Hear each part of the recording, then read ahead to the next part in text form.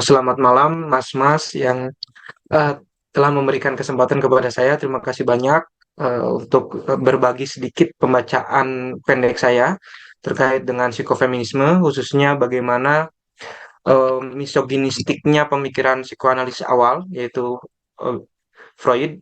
Saya izin share screen. Baik, saya izin memulai.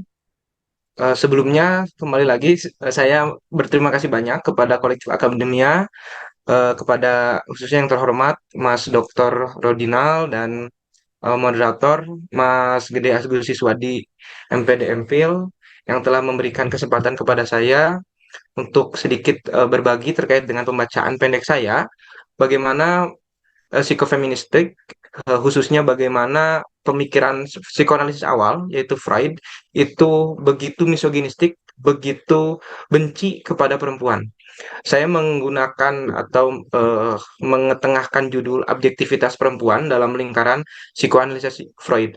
Sebetulnya objektivitas sendiri itu merupakan satu istilah yang muncul dalam tulisannya Julia Kristeva berjudul The Power of Horror, an Essay Fiction. Di dalam tulisan tersebut, Julia Kristeva mencoba membuat mengenalkan satu konsep pengalaman yang disebut dengan objektivitas yang itu berada di tengah-tengah antara subjek dan objek. Nah, melalui pisau analisis objektivitas ini atau pendekatan objektivitas, saya mencoba melihat bagaimana psikoanalisa Freud itu begitu misoginistik dan di dalam psikoanalisa Freud ini begitu banyak sekali pengalaman objektivitas yang dirasakan oleh perempuan. Baik, saya lanjut.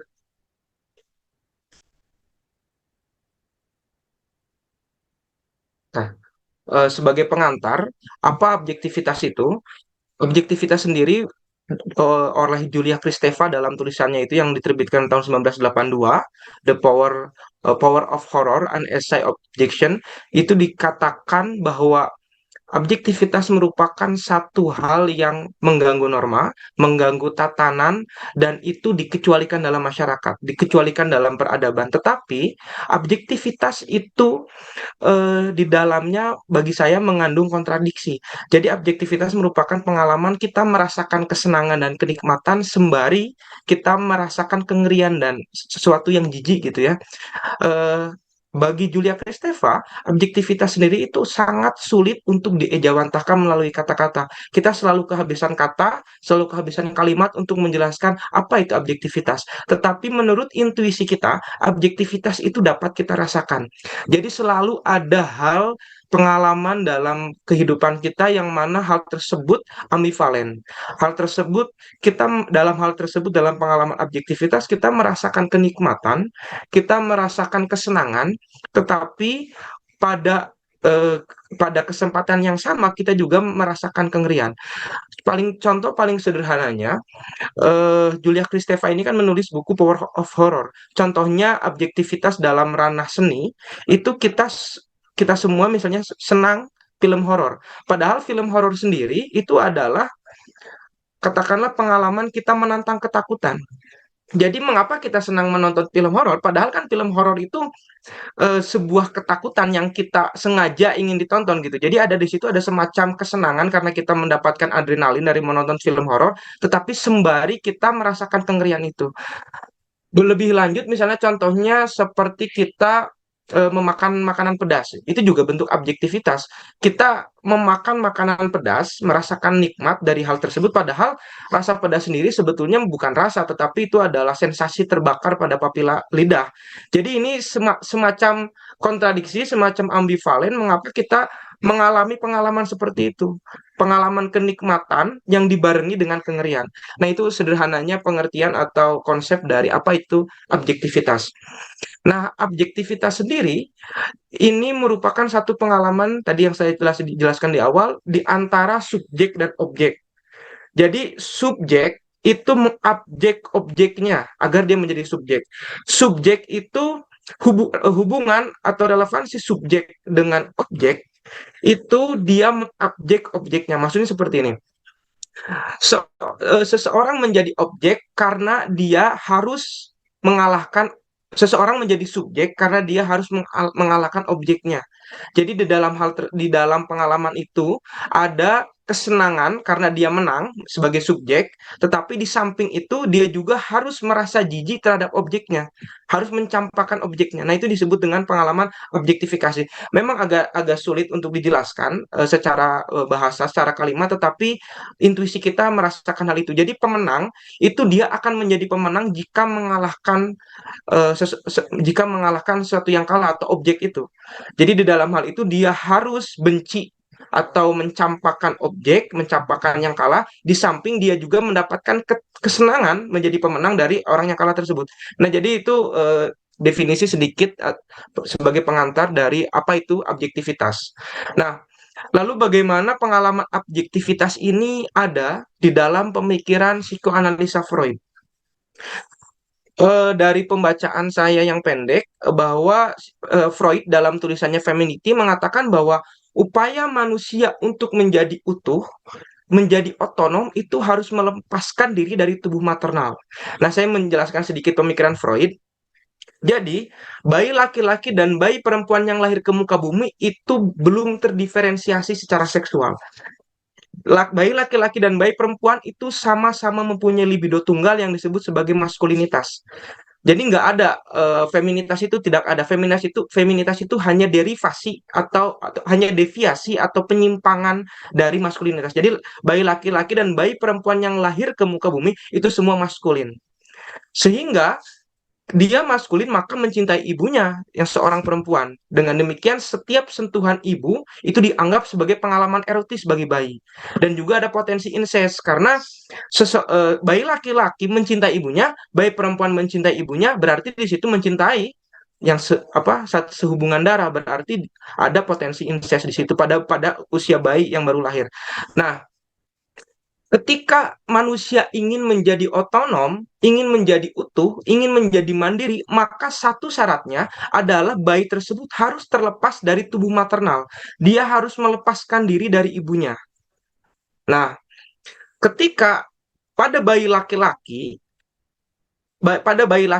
dia melepaskan diri dari ibunya dibarengi dengan pengalaman kastrasi atau ketakutan akan dikebiri oleh ayahnya. Itu yang disebut sebagai Oedipus kompleks. Jadi bayi laki-laki, dia lahir dengan maskulinitas, libido maskulinitas, mencintai ibunya, lalu dia ingin menjadi manusia yang paripurna, manusia yang utuh, manusia otonom, manusia yang mandiri, maka dia harus terlepas dari ibunya, lalu dia tumbuh besar sedikit, dia menyadari bahwa ada ayah saya yang mempunyai otoritas lebih tinggi dari saya.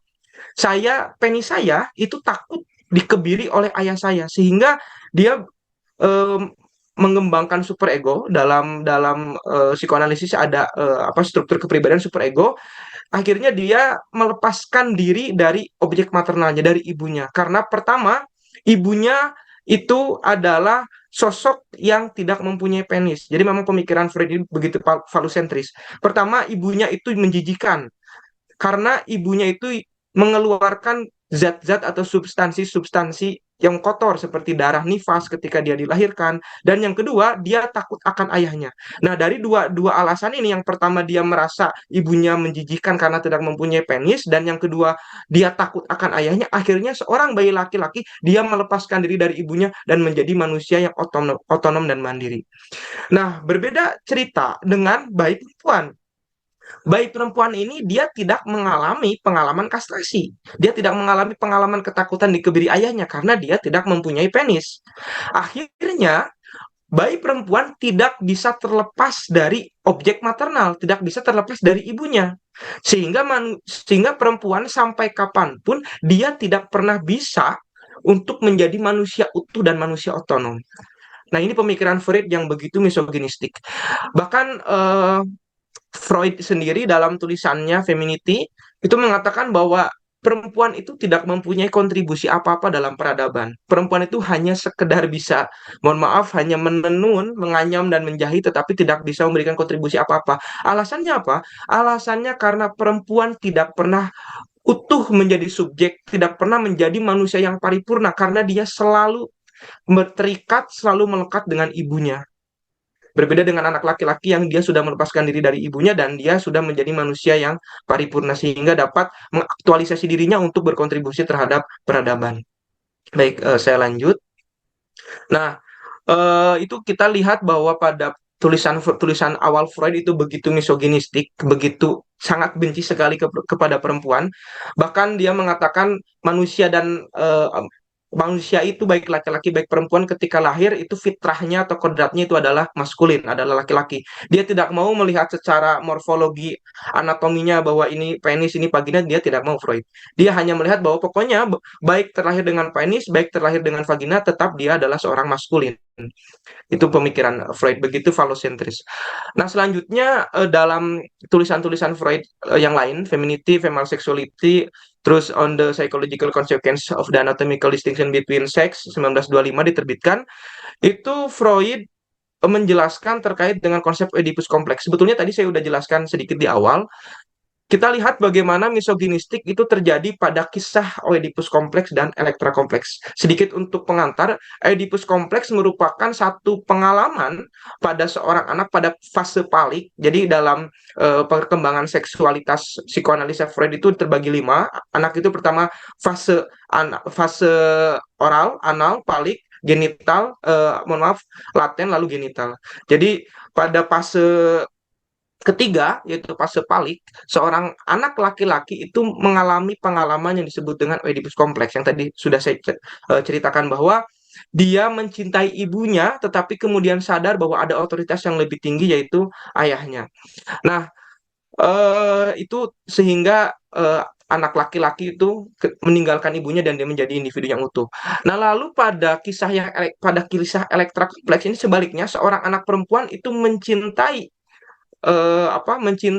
ayahnya, tetapi dia sadar ada ibunya. Nah, pada kisah Elektra kompleks itu begitu misoginistik, begitu terjadi objektivitas kepada perempuan.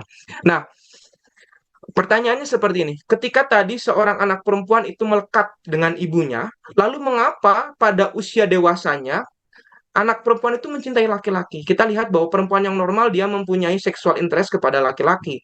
Alasannya adalah anak perempuan itu mengalihkan cintanya kepada ayahnya karena sadar bahwa ibunya telah dikebiri. Maksudnya anak perempuan itu sadar ibu saya itu tidak punya penis. Berarti berpikir dia berasumsi bahwa ibu saya ini telah dikebiri oleh ayah saya. Akhirnya anak perempuan itu mencintai ayahnya lah yang mempunyai penis. Jadi memang betul-betul penisentris pemikiran Freud ini. Intinya jika seorang itu tidak mempunyai penis, maka itu menjijikan, yaitu ibu. Dan jika itu orang tersebut mempunyai penis, maka itu menjadi begitu apa namanya sentral, itu adalah ayah.